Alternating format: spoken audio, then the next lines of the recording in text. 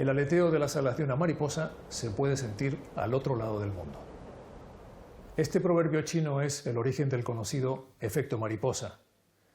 La teoría es compleja, pero podemos resumirla en que hasta el más mínimo cambio en nuestras acciones puede traer consecuencias diversas e inesperadas. Hoy vamos a utilizar el efecto mariposa para intentar sacar conclusiones sobre un tema muy importante en Canarias, nuestra compleja relación con la lluvia. Es un asunto lleno de paradojas. Necesitamos el agua, pero en demasiadas ocasiones, cuando cae del cielo, lo hace con una fuerza destructora. Nos preparamos para lo peor, pero en el momento de la verdad, nunca estamos preparados del todo. No es un tema fácil de abordar, así que intentaremos colocar todas las piezas del puzzle para tener una visión global. Y lo haremos tomando como ejemplo dos de las riadas más importantes que asolaron el archipiélago canario el pasado siglo. Las inundaciones en la laguna y bajamar, en Tenerife, en 1977, y las inundaciones en las Palmas de Gran Canaria, en 1989. En ambos casos hubo graves destrozos materiales, pero no víctimas mortales. Porque ante la pérdida de vidas humanas, todo lo demás pasa a un segundo plano.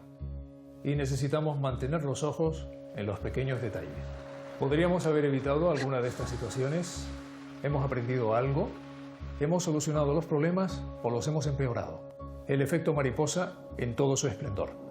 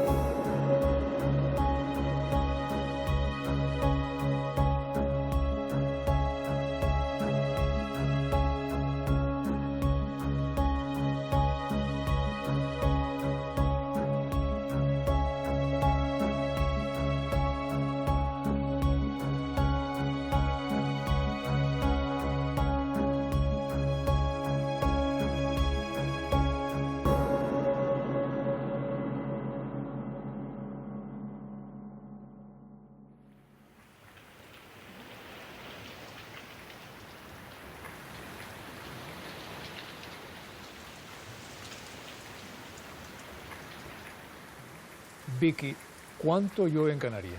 Llueve de forma irregular y en principio no somos una zona de grandes cantidades de lluvia. Hay zonas en determinadas islas donde cae bastante agua a lo largo de un año bueno y hay otras donde prácticamente llueve muy poquito y cuando llueve es una fiesta. ¿Podríamos decir que llueve poco, pero que cuando llueve lo hace con fuerza? Llueve poco y las lluvias más importantes suelen tener pues un cierto carácter torrencial. Cae mucha agua en muy poco tiempo, con lo que tampoco es una lluvia beneficiosa porque hace daño.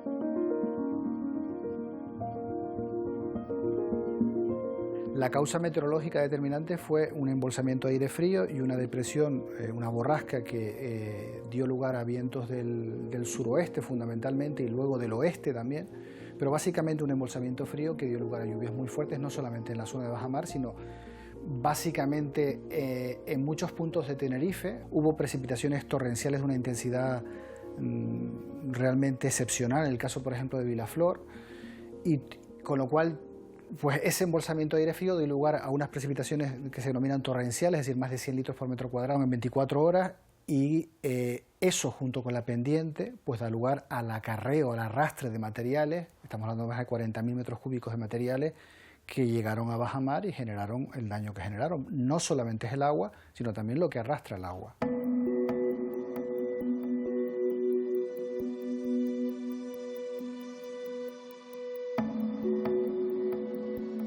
Era el día 10 de abril y como sobre las 6 o 6 y algo de la tarde empezó a llover Y como a las 7, 7:15, 7:30 más o menos, llamaron ya pidiendo auxilio de arriba de la laguna porque donde cayó verdaderamente el agua fuerte empezó en la laguna. Y aquello pues ya era un caos, aquello ahí en la laguna hay calles que no tienen salida, sino es un muro de un barranco lo que es el final de la calle. Y habían calles de esas que el agua ya estaba a 1 metro, 1 y algo. Entonces estábamos intentando sacar personas de que se les había inundado ya lo que es la primera planta de las casas, unas casitas como de 2 pisos, tipo chalet, pues ya habían algunas que estaban inundadas total. Tuvimos que sacar pues como 40 vacas de una vaquería. Y ya se empezó el caos allí, después subieron de la Cruz Roja 1 o 2 fuera a bordo, o sea, dos sovias de esas, un motor fuera a bordo. Esto lo cuentas y parece que... Pero no, estuvimos con una fuera a bordo andando por las calles de la laguna. Así pues estuvimos pues, toda la noche. Y como al mediodía del día siguiente, del día 11, llamaron de bajamar, que el Neptuno se había inundado lo que era la primera planta, que era el ergonomato, y la segunda planta, o sea que sería sótano y primera planta, ¿no? Pues ya preparamos una motobomba con todo el material, su carro, y tiramos para allá. Y ahí ya empezó a bajar piedras, lodo, trozos de árboles, todo lo que iba trancando el barranco por allí para abajo, lavadoras, y inundó la carretera. ¿Qué pasa? Que nos quedamos incomunicados nosotros también. Nosotros tuvimos que esperar hasta el otro día que unas palas abrieran el hueco para nosotros poder salir. Lo más duro fue la agonía de la gente. O sea, la gente, hubieron dos viviendas que el barranco, lo que es el lodo, las piedras y tal, las viviendas las desarmó. Entonces, claro, esa gente, perder tu casa, y pues claro, que querían salir, no podían salir, había que estarla sacando por encima del lodo, poniendo lo que cogiera para no enterrarse allí, porque después el lodo te metía y te llegaba el barro hasta las rodillas. O sea, son trabajos que son, vamos, calamitosos, o sea, no hay... ¿qué hace? Ahí contra eso no puede hacer nada. Bajamar era una de las principales zonas turísticas de la isla, pero tras la riada las cosas cambiaron drásticamente. Sin embargo, y aunque la situación evidentemente no ayudó, no fue tanto por culpa de la lluvia, sino por otros factores externos, como el accidente de aviación de los rodeos, sucedido en aquella misma época, y la construcción del aeropuerto Reina Sofía en el sur de Tenerife. En cualquier caso, hay 2 cosas ciertas. Bajamar jamás recuperó el esplendor de antaño, y la riada que sufrió en 1977 no es ni de lejos la única que ha sucedido en el archipiélago. Pequeños bajamares son muy habituales y muy frecuentes en Canarias y hay múltiples ejemplos.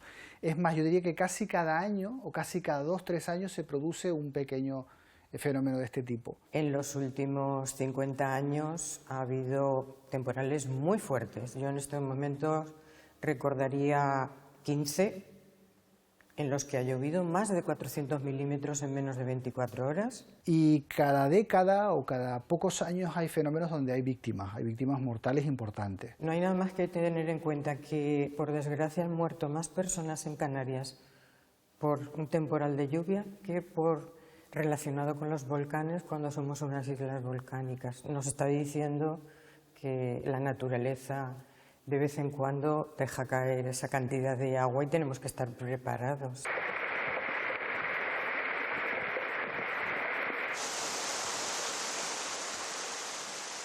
Hay una lista muy larga de episodios de lluvias muy intensas de similares consecuencias, incluso de consecuencias peores, como por ejemplo fue las lluvias en el este de La Palma en enero de 1957, por poner un ejemplo, o las lluvias de Santa Cruz de Tenerife en marzo del año 2002.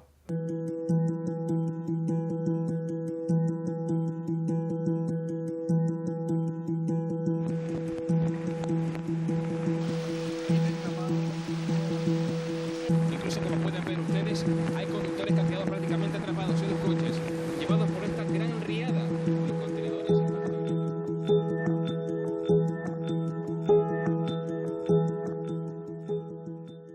En el caso de Las Palmas estamos hablando también de un embolsamiento de aire frío, de una entrada de aire cálido desde el sur, con lo cual tenemos aire cálido en superficie y aire muy frío en altura.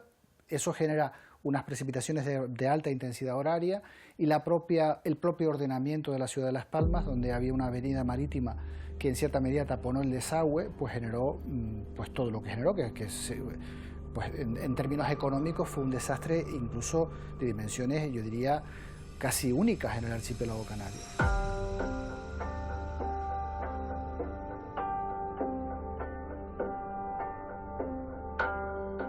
Se superaron en muchos puntos los 100 milímetros, ¿no? En una ciudad que prácticamente al año suelen caer pues en torno a 140 o 145 milímetros, con lo cual lo que casi se recoge durante todo un año, en algunos sitios cayó en un solo momento, ¿no? En unas solas horas. Y eso explica las graves inundaciones que se produjeron en aquel entonces.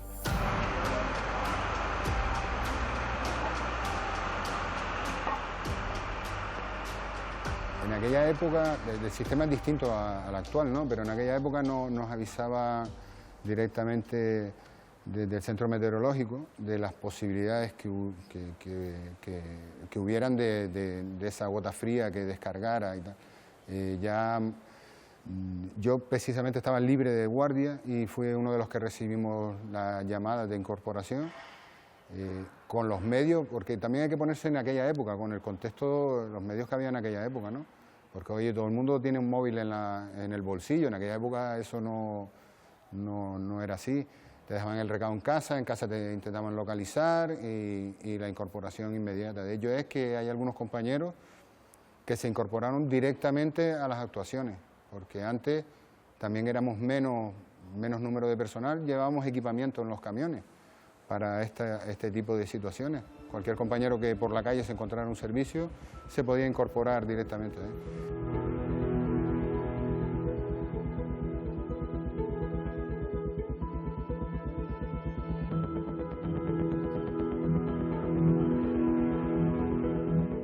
Fueron horas previas a la gran descarga, porque estaba lloviendo y después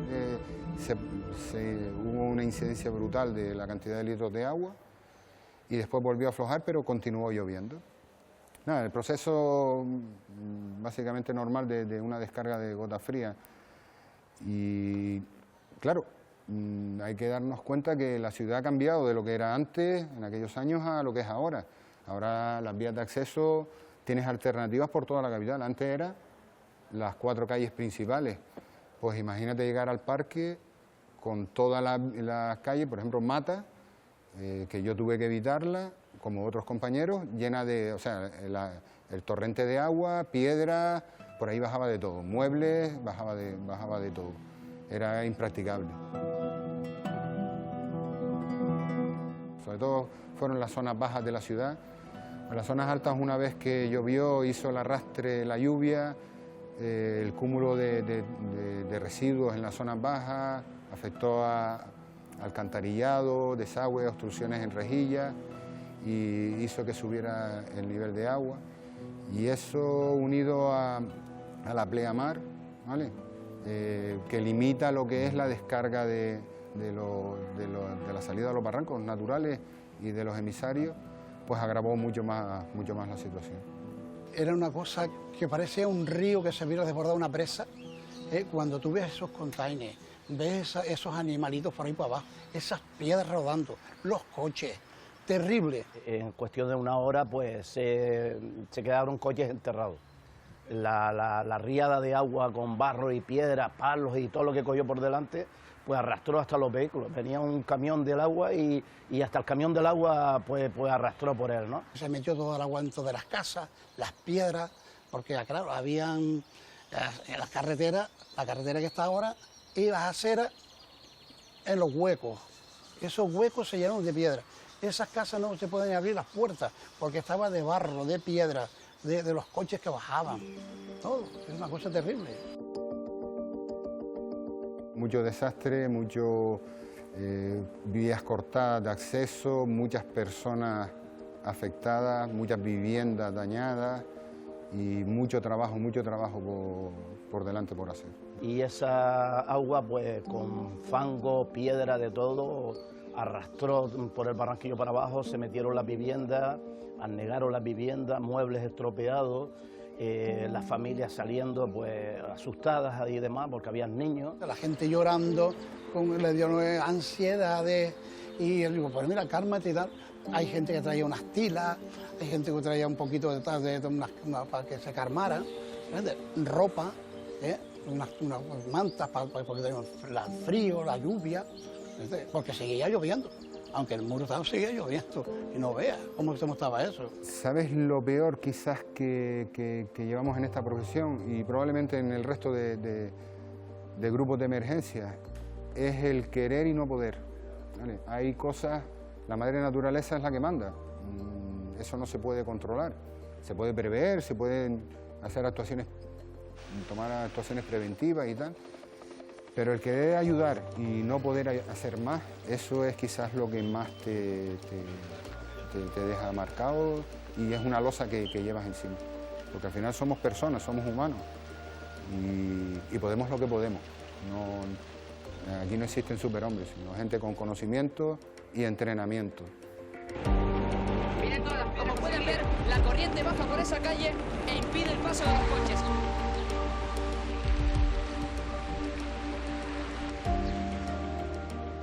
En Canarias, ¿hasta qué punto haría falta que lloviera más? Hace falta que llueva. Ahora mismo venimos de un periodo de sequía bastante importante, aunque este último año ha llovido con cierta normalidad, salvo en la isla de Fuerteventura, y necesitamos el agua.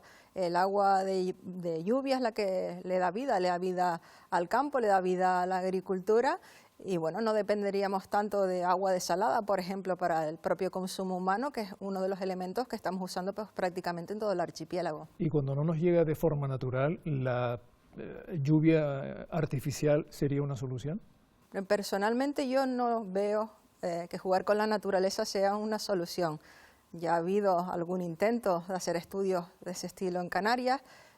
China ha avanzado muchísimo y, por ejemplo, en sus Juegos Olímpicos utilizó la ingeniería climática al revés para que no lloviera, pero yo creo que al final es jugar con la naturaleza. Estás modificando una situación meteorológica en un punto que, como dice el efecto mariposa, pues generará cambios en otro y vamos a ver qué tipo de cambios y al final es meter más química a una atmósfera que ya se encuentra con graves problemas.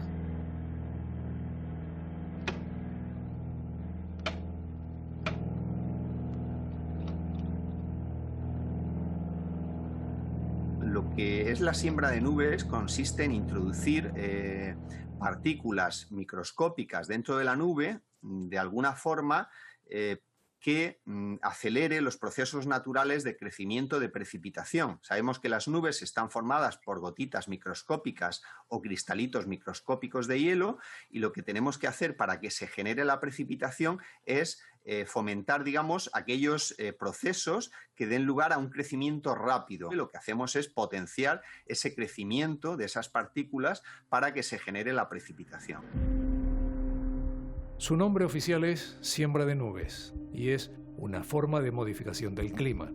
Los primeros experimentos a nivel mundial para hacer llover se remontan a 1903, pero tanto este intento como otros posteriores en 1915, 1919 o 1944 fracasaron. Fueron el científico Vincent Shepard y el premio Nobel Irving Lamuir quienes casi por casualidad, como suelen suceder estas cosas, descubrieron en 1946 el principio de la siembra de nubes. Posteriormente, países como Francia, Alemania o ya a partir de 1979 España comenzaron a realizar pruebas en sus territorios. En este último caso, en lugares como Valladolid, Aragón o Canarias. En las islas se realizaron este tipo de intervenciones en distintos momentos a lo largo de varios años. Y aunque las autoridades lo niegan, las pruebas apuntan a que una de esas fechas señaladas pudo ser febrero de 1989. nos consta que hubo una petición por parte del Cabildo Insular al entonces Ministerio de Obras Públicas y Transportes. Se solicitó al entonces Instituto Nacional de Meteorología, o IAEMET, varios informes sobre esta siembra de nubes que estaba previsto llevar a cabo concretamente en la isla de Gran Canaria. Claro, y esta siembra de nubes pudo influir en ese chaparrón que cayó, en ese aguacero que cayó, que acabó pues inundando, ¿no?, la capital.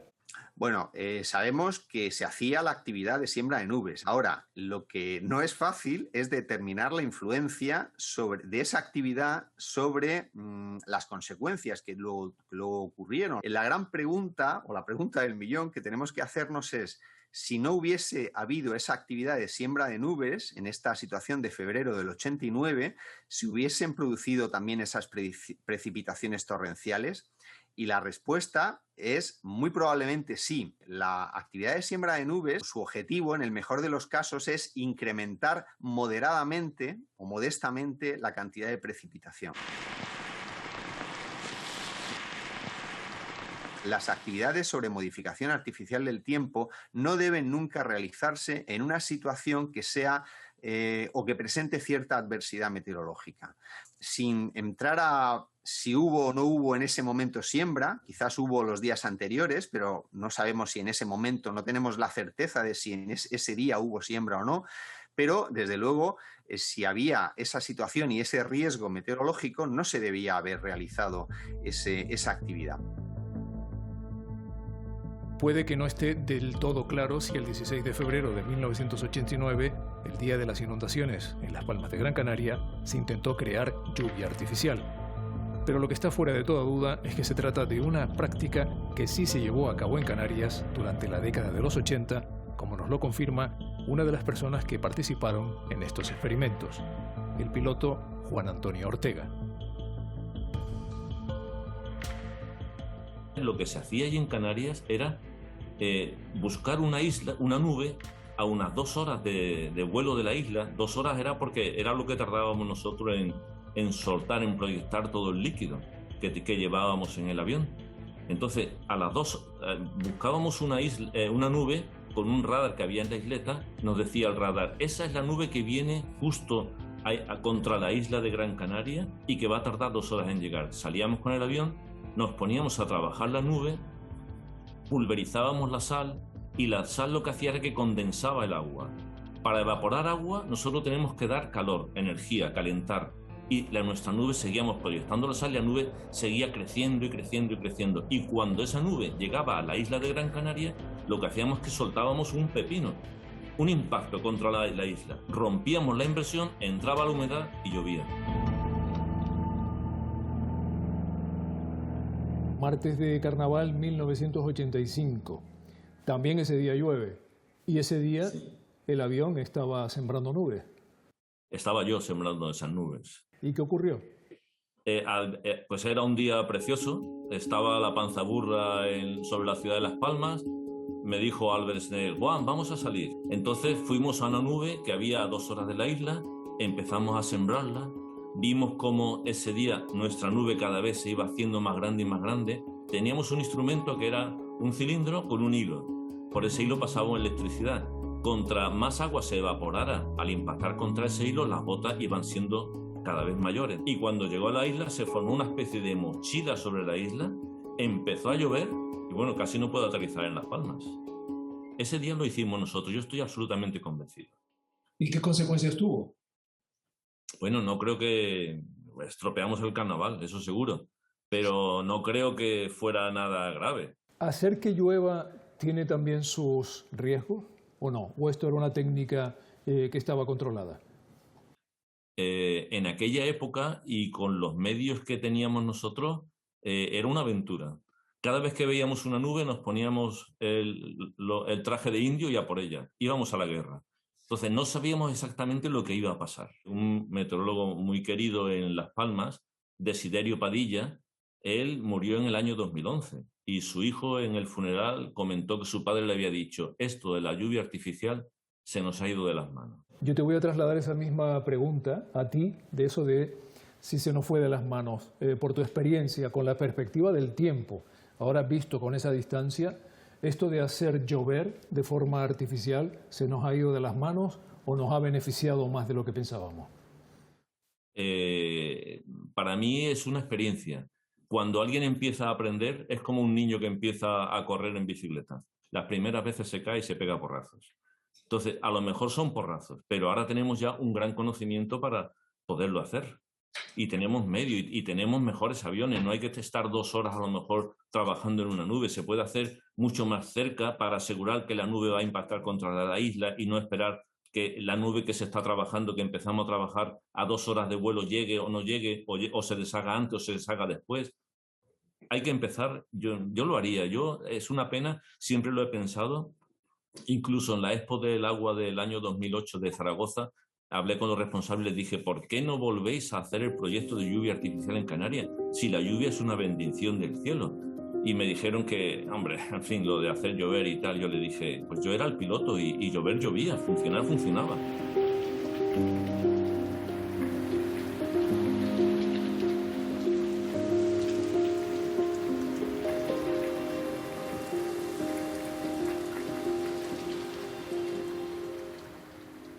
¿Estamos preparados en Canarias para la lluvia? ¿Las infraestructuras son las adecuadas para canalizar toda esa agua que cae? Personalmente creo que no. Tenemos que ser conscientes de que cuando llueve en las islas puede llover muy fuerte, puede caer muchísima agua en poco tiempo y los periodos de retorno de esas precipitaciones importantes pues son de muchos años. Se construye pensando en que puede pasar pues cada 500 años y nos sorprende porque eso es simplemente una estadística y puede pasar un año y puede pasar al año siguiente. Hay que pensar que en las islas tenemos un récord muy importante de lluvia, lo tiene la Isla del Hierro, en la zona de San Andrés, cayeron 590 litros de agua por metro cuadrado en 24 horas, en un solo día, y 48 horas después le volvieron a caer otros 400 litros de agua por metro cuadrado en 24 horas. Es muchísima agua en muy poco tiempo y nuestras infraestructuras no están preparadas para eso. Nos hemos olvidado que en las islas llueve, y ahora mismo con muy poquita agua se generan muchísimos problemas.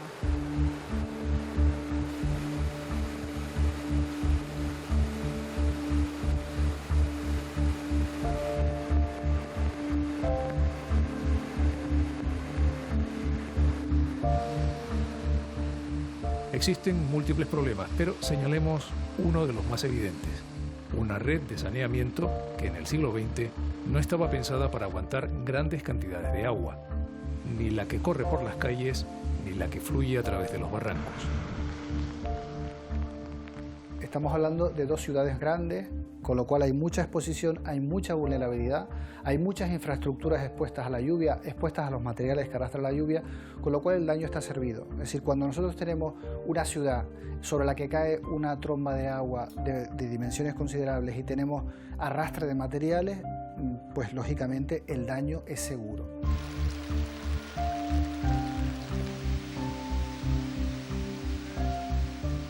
Los barrancos son las redes de drenaje naturales de la isla, es decir, las aguas van a discurrir por los barrancos. Ese barranco natural, como puede ser Guayadeque, puede ser Guiriguada, cualquier otro, cuando llega a la ciudad tiene que atravesar infraestructuras urbanas. Entonces lo que se empieza a hacer es grandes túneles por debajo de la tierra para que ese agua que viene naturalmente por el barranco pues se incorpore al final al mar, que es su destino, ¿no? El agua que fluye por un barranco realmente transporta materiales sólidos, materiales en suspensión, la basura que la gente tira, y esas canalizaciones que se hicieron solo para evacuar agua no son suficientes para evacuar todos los materiales que arrastra una avenida. Avenidas además que suelen ser muy vigorosas aquí en Canarias, en muy poco tiempo, gran cantidad de agua. Si los barrancos, que suele ser lo normal, no están limpios, arrastra gran cantidad de restos vegetales y de otros elementos que están en los barrancos y lógicamente se producen obstrucciones.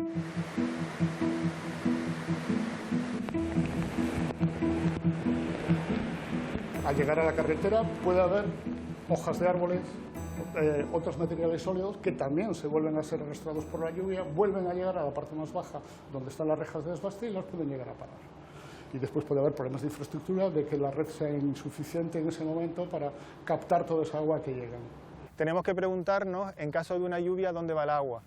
Entonces, en muchas ocasiones las nuevas urbanizaciones se han hecho precisamente con esos desagües, precisamente como debe ser, ¿no?, según la legislación vigente, donde las pluviales y las residuales están separadas. La ciudad antigua eso no era así. La ciudad antigua, las pluviales y las residuales iban por redes unitarias de saneamiento. Porque aquí realmente la agua de lluvia debería ir por las redes pluviales y las aguas residuales o del alcantarillado deberían ir por las redes de alcantarillado. Son dos redes separativas, pero que en la realidad se unen. Esa unión es lo que nos hace tener tantos problemas cuando hay episodios de lluvia, sobre todo si estas lluvias son intensas. Bastaba que lloviera muy poco, en torno a 10 milímetros, por ejemplo, o 15, una lluvia más o menos intensa, que enseguida se saturaban estas redes. El agua se metía por las calles y por los bajantes de las mismas viviendas que están a ras de calle y se producían, lógicamente, inundaciones con muy poca lluvia. Porque las aguas de las azoteas de las casas, de los patios interiores, se integran rápidamente en la red de alcantarillado. Cuando vamos por la calle y vemos que esas tapas de alcantarillado se levantan, pues esos excesos de lluvias provienen principalmente de las viviendas. El urbanismo moderno de a partir de los 70 se basaba en el asfaltado y en hacer lo que llaman plazas duras, ¿no?, que lo que hace es que el agua caiga y corra, no se infiltre en el terreno. Bueno, ¿qué ha hecho eso? Pues que inmediatamente que llueve se incorpora tanto a las redes y las redes se colapsan, porque las redes no tienen la capacidad, ni podrán tener nunca la capacidad para absorber toda esa agua.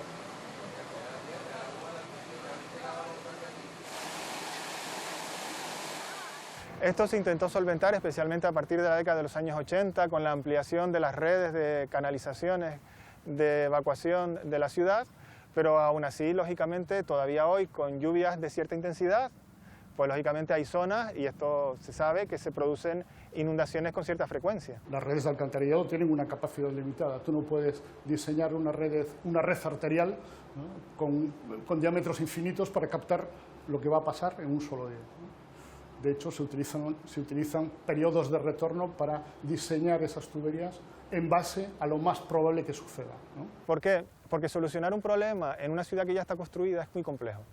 Es decir, levantar, entre comillas, la ciudad para poder construir una serie de canalizaciones que en algunos puntos es necesaria para poder evacuar esta agua pluvial, pues lógicamente requiere una gran inversión de capital, por un lado, y por otro requiere también pues ciertas interrupciones del tráfico, etcétera, que a veces pueden ser complejas. Hay que trabajar de cara al futuro, de hecho nosotros ya le estamos dando una vuelta, en usar infraestructuras verdes, y lo que hay que hacer es incorporarla en todo, es decir, hay que buscar sistemas sostenibles de drenaje, porque ya el hacer cauces de 7 metros cuadrados para que quepa toda el agua que va a llover en su día no es viable. Habrá que buscar pues sistemas de infiltración, sistemas de laminación que nos permitan que ese gran caudal de lluvia que nos va a llegar en ese momento tan corto lo podamos acumular y después irlo laminando a lo largo del tiempo.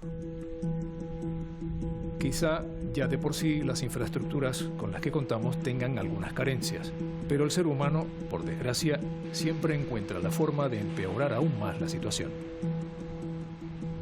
Debemos ser conscientes de que absolutamente todo lo que desechamos a través del inodoro, el lavabo o el fregadero de casa va presente en el agua residual y llega a través de las canalizaciones a instalaciones como esta y es capaz de producir graves problemas de atascos que requieren de muchos recursos de limpieza y mantenimiento y que además es una situación que se ve agravada en momentos de lluvias porque con el arrastre de las lluvias se pueden producir verdaderos vertidos y contaminación del medio ambiente. Pensemos todos en que en el alcantarillado no solo va lo que debería de ir, sino que ahora está en boca de todos el tema de las toallitas, el tema de, pues en el alcantarillado se usa realmente como una basura, como un recipiente de basura y no lo es. Tenemos que pensar que cada vez que hay un vertido, pues estamos vertiendo todo ese tipo de material a los cauces. Si las toallitas las tiramos por el inodoro, por ejemplo, juntamos miles de toallitas de diferentes usuarios y se pueden provocar verdaderos marañas y monstruos de toallitas que pueden colapsar por completo una conducción. Las toallitas, a pesar de ser un producto biodegradable, no se deshace con la misma facilidad que el papel higiénico y por tanto ocasiona graves problemas de colapso.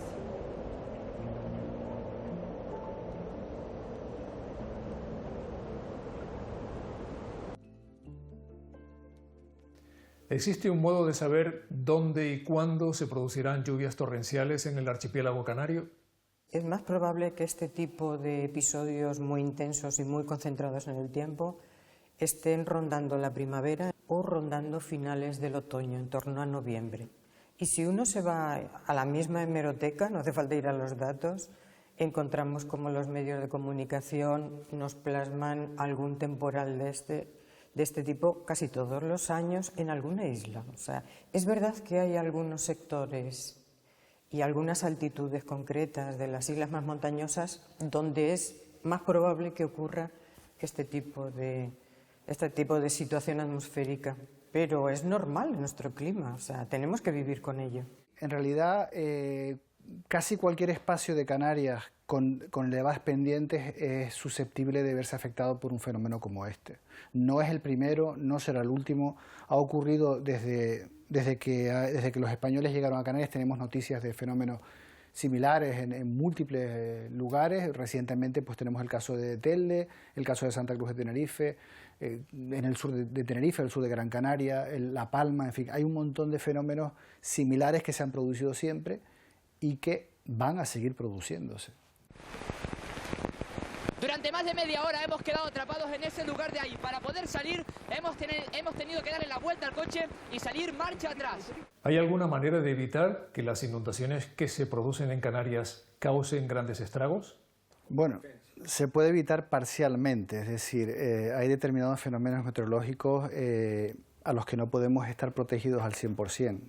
Hay episodios muy extremos donde el volumen de precipitación y sobre todo la concentración de la lluvia en el tiempo es muy difícil que el propio territorio gestione esas escorrentías de forma eficiente y desagüe sin generar daño.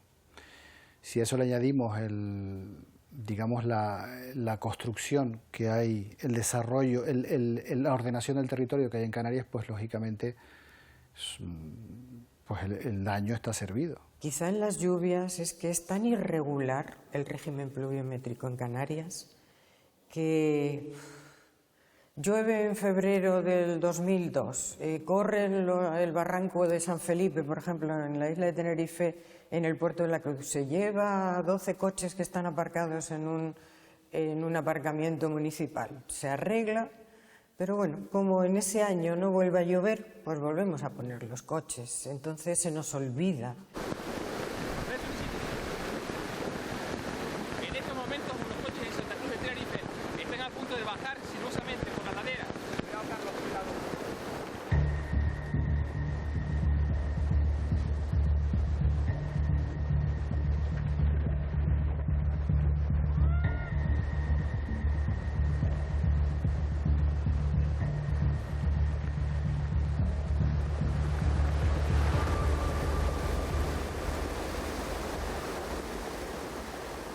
¿Somos los seres humanos total o parcialmente responsables de estas inundaciones? El riesgo como tal no existe si no hay hombre, si no hay ser humano.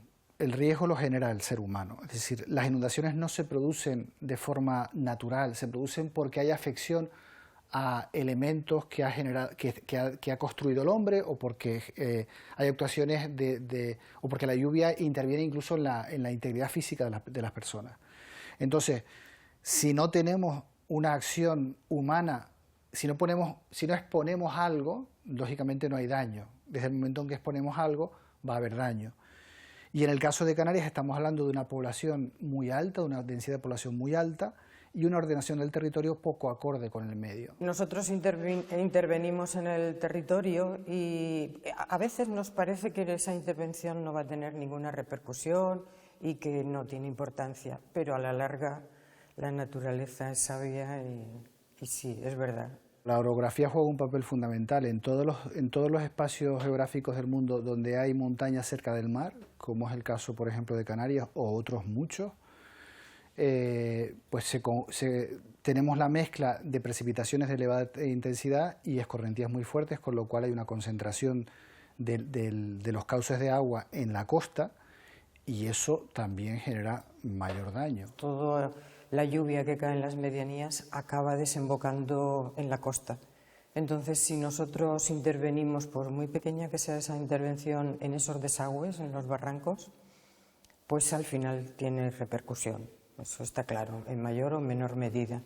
Y no hay que olvidar además que los barrancos que tenemos nosotros, algunos impresionantes e incluso modelo a nivel mundial en geomorfología, están hechos por el agua, y es el agua de la lluvia. Entonces, que menos que respetarlos.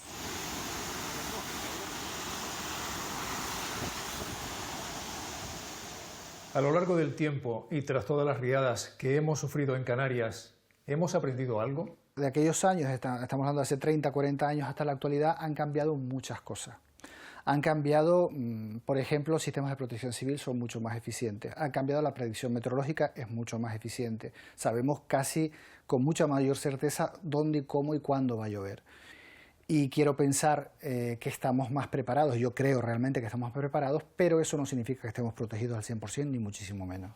Yo creo que ahora parece como que se quiere aprender esa lección o tener en cuenta, pero se han hecho desmanes de libro, por así decirlo, por desgracia. Y muchas veces pensamos, bueno, esto no va a volver a ocurrir. No se sabe, puede ocurrir.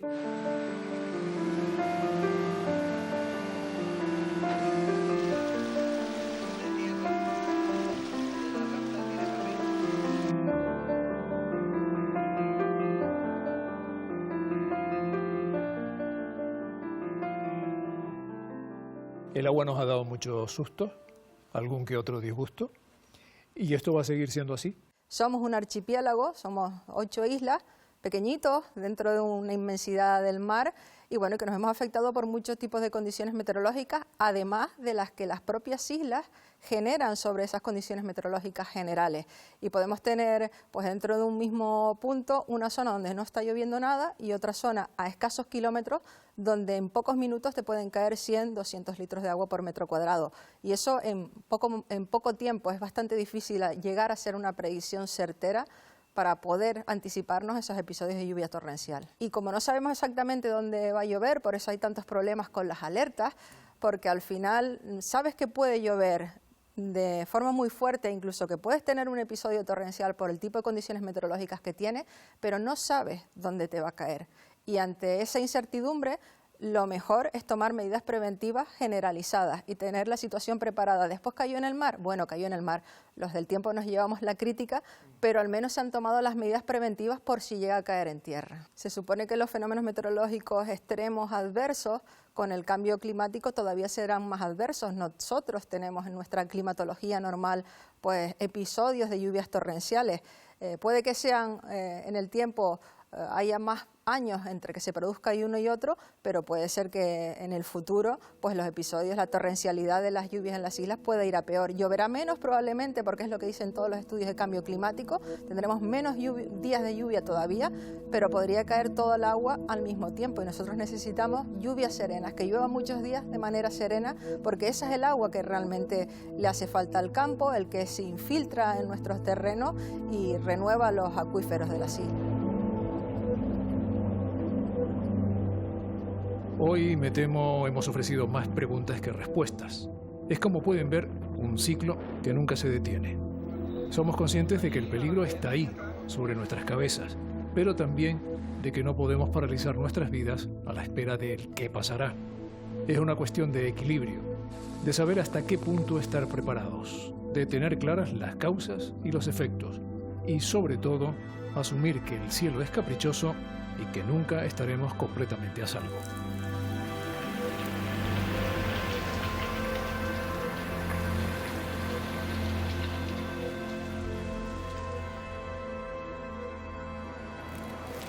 Vivir sin miedo, pero alerta.